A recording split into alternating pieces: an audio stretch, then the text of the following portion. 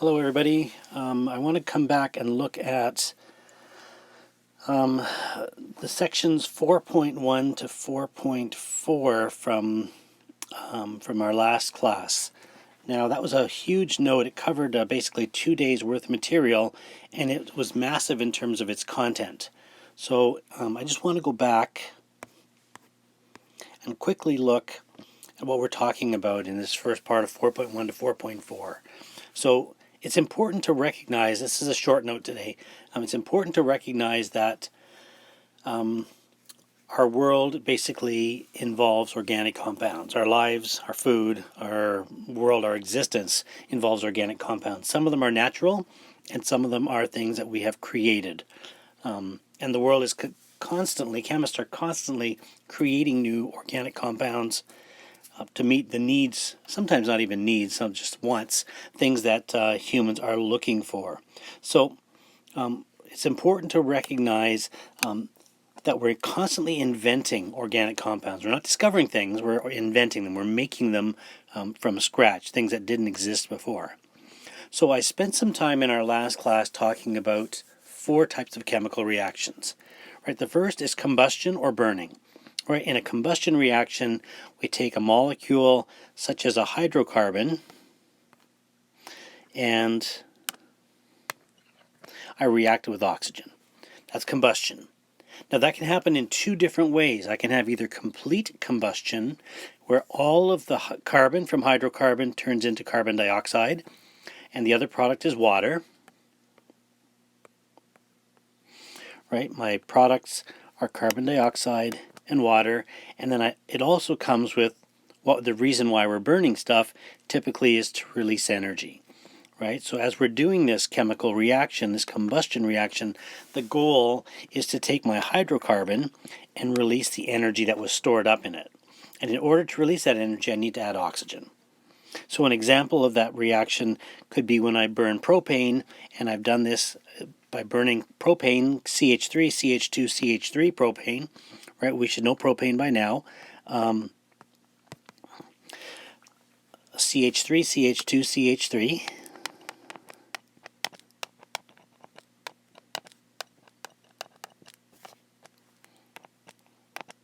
Okay, 3 carbons, so that makes it propane, or C3H8, reacting with oxygen to produce carbon dioxide plus water plus energy.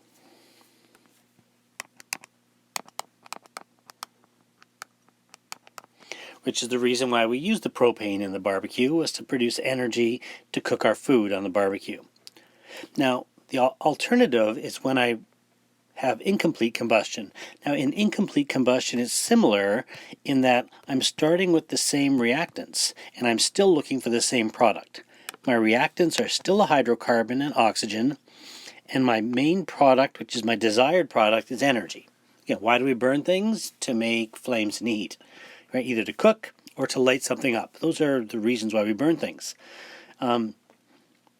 When I had complete combustion a minute ago, all of the carbons in hydrocarbon got turned into carbon dioxide, and then the remaining material was water. All the hydrogens that were in the hydrocarbon became water. When I have incomplete combustion, there isn't enough oxygen present for the hydrocarbons, so not all the carbons get 2 oxygens. Some of them only get 1 oxygen, some of the carbons don't get any oxygens. So again, if I start with that hydrocarbon propane,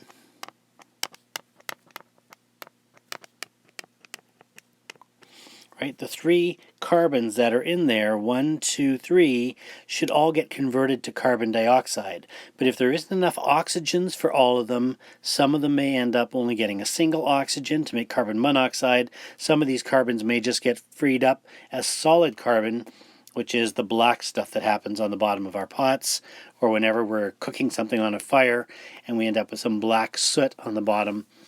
That's the carbon solid. So that's incomplete combustion. And the biggest problem with incomplete combustion is this customer here, carbon monoxide. That chemical we know is the silent killer. Right? It's the one that is released when incomplete combustion is happening. And when that's going on, it releases CO into the room, into the space around where the combustion's happening. And if it's in an interior inside, combustion, then it releases carbon monoxide into the room. And again, remember, it just makes people sleepy and they never wake up. All right, so complete versus incomplete combustion. You think, well, why wouldn't we always want to have complete? Well, we do. We always want to have complete. We never want to have incomplete combustion going on. But the problem is, whenever a hydrocarbon is burning, if it's burning so fast that I can't get enough oxygen in there, then I will get incomplete combustion. So on a stove, if you've got a stove or a Bunsen burner, you can adjust the amount of oxygen that's being mixed with the gas so that you get that blue flame. Right? The blue flame is complete combustion. Right? The orange flame is the one that we don't want. You think all flames are orange. Think about burning a candle. Yes, that is incomplete combustion. Right? It's not that hot. You think it's pretty hot. You can burn yourself. You can start a fire. Yeah, but it's not as hot as a blue flame. So that's the first kind of reaction. Second kind of reaction we talked about the other day are addition reactions, where I take a molecule that has a double bond, like my ethene here, right? So here is ethene, and it's got CH2 double bond CH2, right? Ethene. Now what happens in ethene is I'm going to break one of these carbon-carbon bonds and leave only one left over. So one carbon-carbon bond. You think what happened to that other bond? Remember, that bond is a pair of electrons. The electrons are an electron from this carbon here. Come on. This carbon here and an electron from this carbon makes that second bond. So if I free those two electrons up, I can now use those electrons to bond to something else. Now, again, notice that my hydrogen gas here is hydrogen. Come on. With a pair of electrons in between. Okay, and that pair of electrons, I can take one of those electrons and I can use them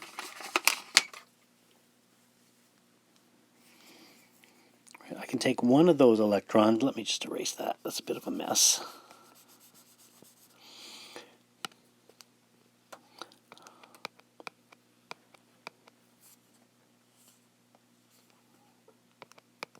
Hydrogen and hydrogen. And then notice the two electrons that are in the middle here, right? They can be broken apart so that one of the hydrogens with its electron comes down and bonds to carbon, and the other hydrogen with its electron comes to bond to the other carbon, and I end up with the molecule that I have on the right here, which is ethane. I've gone from ethene on the left to ethane on the right. Again, notice that it is CH3 bond CH3 ethane, where originally my starting reactant was CH2 double bond CH2. So I'm going to basically be converting the ethene into an alkane. Now, it's not always H2 that I'm adding. I can add any two-part molecule like HCl here, or HOH, which is an H and an OH. H and Cl. So again, when I add those molecules, I always say that I'm adding them across the double bond. In other words, where the double bond was originally,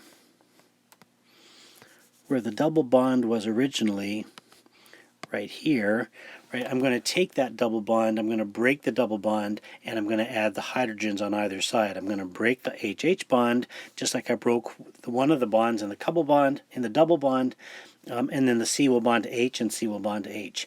I can do the same thing here. I can add HCl across the double bond so that the H goes to one side and the Cl goes to the other, and then I end up with a chloropropane. Butane, sorry, there's 4 carbons. Right, before I originally had 4 carbons, which should be butene, but-2-ene, if you remember correctly, because I'm going to count from either end, makes it but-2-ene, plus hydrogen chloride, and the hydrogen bonds to one side of the double bond and the chlorine bonds to the other, so I end up with this being formed where I had this originally, right? Because the HCl goes across the double bond. If I add water, HOH across the double bond. This will come in here. I will end up with an H on one side and the OH on the other. So I end up with, I don't think I've got it. I'm not seeing it anywhere here. I end up with an alcohol, right, where I end up with the OH on the end. I think I had it down here originally, and then I've erased it to put the last answer. And then if I have a triple bond, I can actually add things across the double bond and the second and the third bonds. So if I add H2 to my triple bond, right, I get an H2 on this side. Oops, H2 on this side and an H2 on this side, but instead I end up breaking this bond, this bond, this bond, this bond, and I form CH bonds in here instead. So I end up with, instead of ethine, I end up with ethane that I see on the right there, CH3-CH3. So there was our addition reaction from last note. We also had elimination reactions where I take a molecule, a hydrocarbon, that has things on the hydrocarbon other than hydrogen.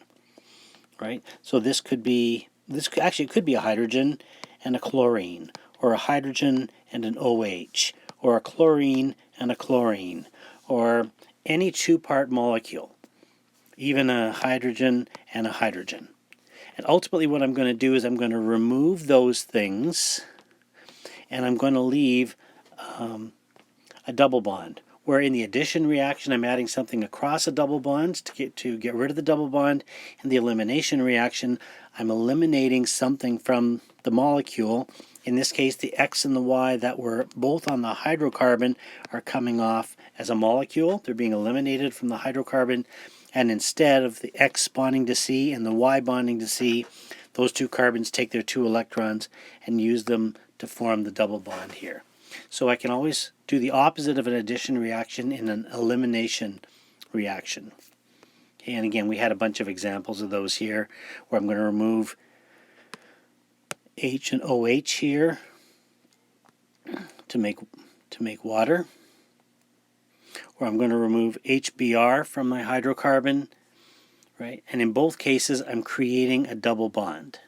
Okay, so those are elimination reactions.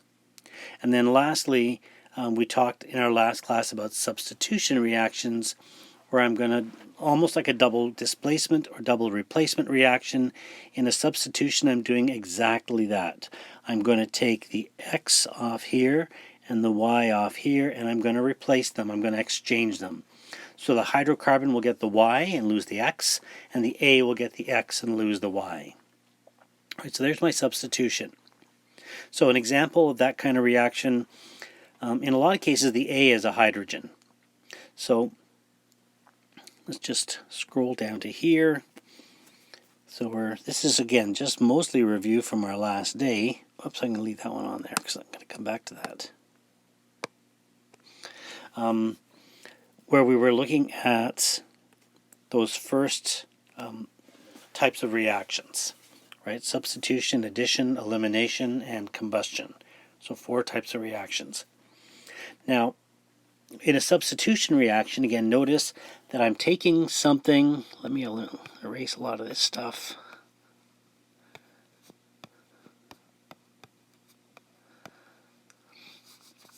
Okay, so I'm going to take the OH off the hydrocarbon, and I'm going to replace it with the I from the hydrogen iodide.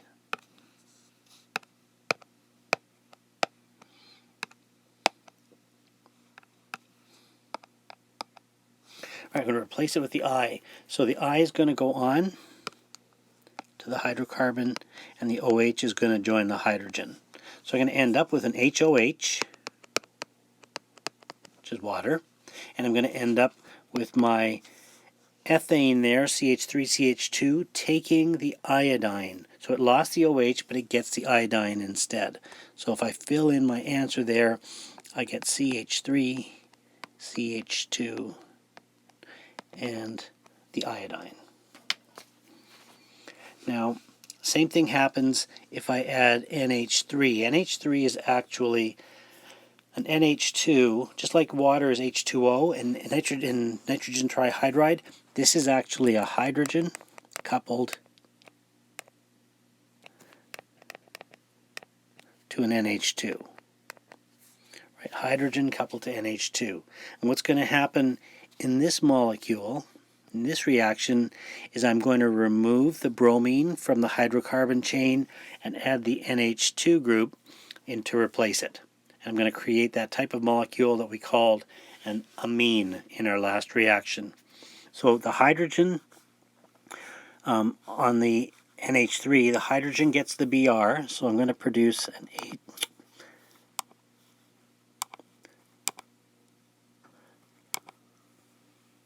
I'm going to create an HBr,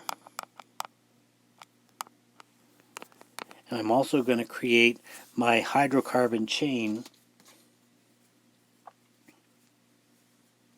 My hydrocarbon chain, which was, if I got room for this in here, I would probably do CH3,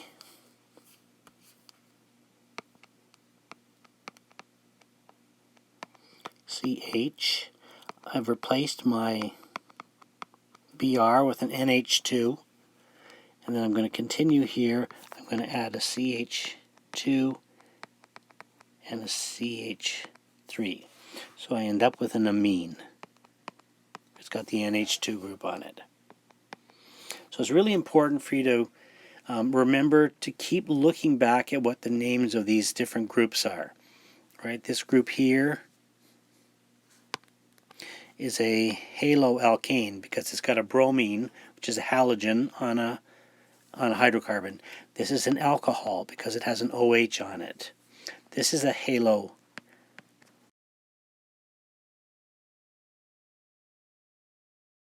It's got an iodine, a halogen, attached to my ethane.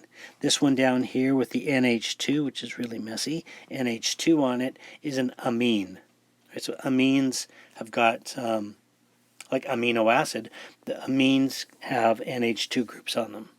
So I left you with a bunch of homework here. I want to quickly look at the questions on page 142. So if I switch to my textbook here,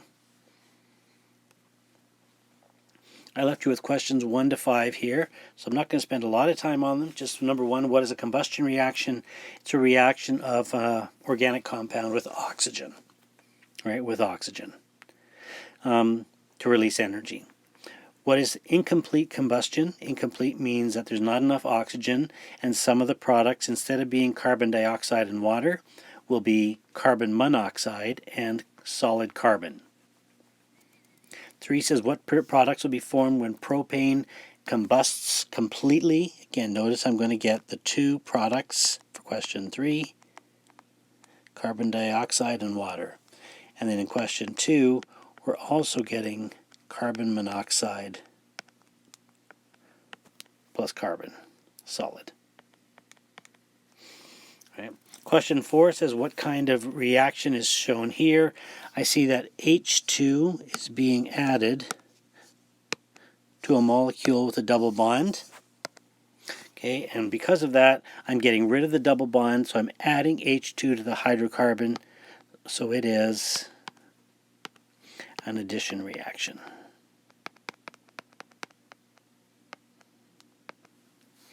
Okay, it's an addition reaction. And then number 5 says, how are eliminations and additions different? Remember, they're the opposite of each other. If I take this molecule here and I turn it back to that side, I'm going to eliminate the hydrogen from the chain, and I'm going to create a double bond. So if I get rid of the double bond, if I add something to the molecule and get rid of a double bond, that's addition. If I remove something from the hydrocarbon chain to create a double bond, that's elimination. Okay, I want to move on today to a short note. I'm not going to review all that stuff every time, but for today I wanted to make sure that we had a good sense of what that was all about. I do want to go back to this chart one more time. Again, this is a really important chart, right? These are our groups. These are our families, right? So our families include the haloalkanes, right? In other words, I've got a halogen coupled to my hydrocarbon chain. Could be bromine, chlorine, fluorine, or iodine. I could have an alcohol, which has got an OH hydroxyl group on it. This is an important one down here. These two are probably not as important, but this one's an important one for what we're going to do today and in our next note. So this is called a carboxylic acid, and it contains the C double bond O at the end on the final carbon of the chain. It also has the carbon attached to an OH molecule. That type of molecule, that type of derivative is called a carboxylic acid, right? And they're really important. Today we're going to be talking about esters. Right, so I'm going to talk about those today. I've talked a little bit already today about amines, right? And then I might come back and talk about amides before the day's over, but I don't think I will. Okay, so all right, so let's go back to our note on esters.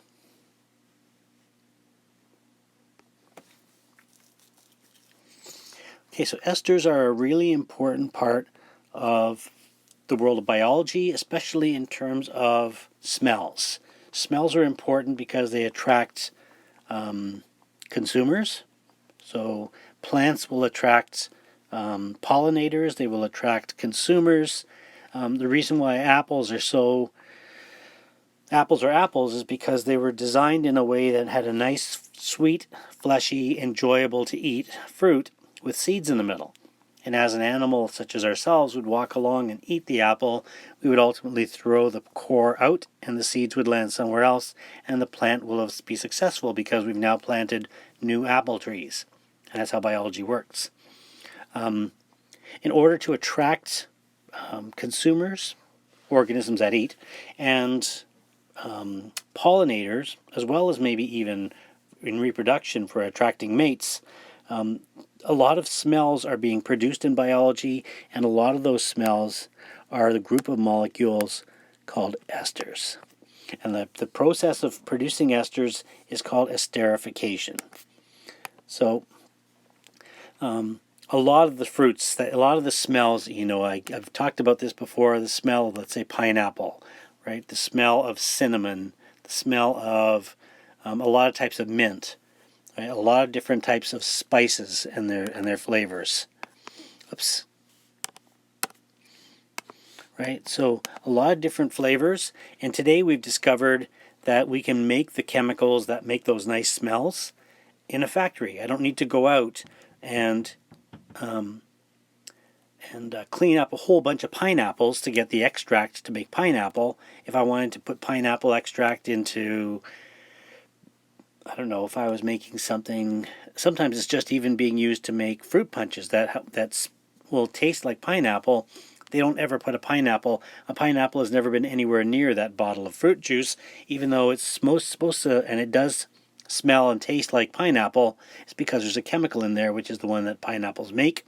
And it's a lot cheaper to make the chemicals than to go out and collect them from the fruit. Same thing with pomegranate. I'm sitting here having a can of pomegranate juice right now, and it's actually not juice, it's actually a soda drink that's got the flavor, the essence of pomegranate, and I'll bet there's no pomegranate actually in there, but the chemicals that the pomegranate makes, we know how to make those chemicals, cheap and easy to make, and we just make buckets of the stuff, put a drop into Mr. Sinna's drink, and you now have a pomegranate flavored soda. Right, so in order to make this kind of chemical reaction, okay, we need to have two groups. This is as far as I'm going to go today. Okay, the two groups are a group which is a carboxylic acid. Remember from our chart that I just took off a minute ago, carboxylic acid is a hydrocarbon where the end carbon contains both a carbon, double bond O, and an OH. Okay, so there's my carboxylic acid. And the other group is the alcohol. And remember, alcohols have an OH on them. Okay, so I'm going to take my carboxylic acid and my alcohol, and what I'm going to do is I'm going to remove 3 of those atoms as water, and I'm going to allow the rest to link together. So let me erase what I've got on here. And what I'm going to do is I'm going to remove this H. Instead of the oxygen bonding to carbon there, I'm going to take the H off here, and these two are going to bond together. So where the hydrogen here would normally be bonded to O, that bond gets broken. Right? The oxygen gets to keep its electron, hydrogen takes its electron. Where this oxygen here is bonded to carbon, that bond breaks. The carbon keeps its electron and the oxygen keeps its electron. So now the H here bonds to the O here, and I end up with HOH. Well, we know what that is, right? So I'm going to end up with water always as one of the products of my esterification reaction. But what's going to happen to the rest? Well, what's going to happen is this oxygen here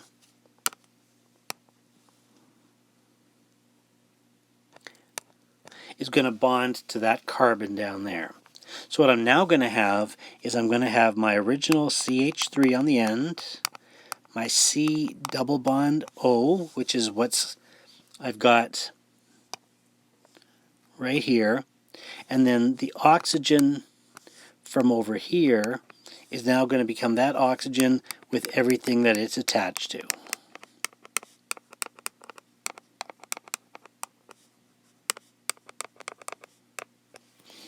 Okay, and that's called an ester. The ester has got that nice smell, usually, and it contains the C double bond O and the C bonded to the O also. So I've got two parts to this, right? The carbon, which is the important part here, this one here has both the C double bond O and a single bond to O.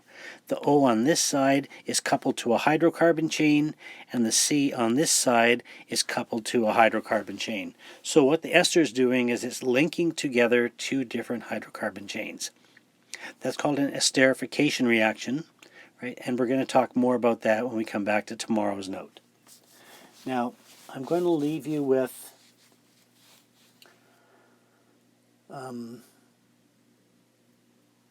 questions 9, 10, and 11.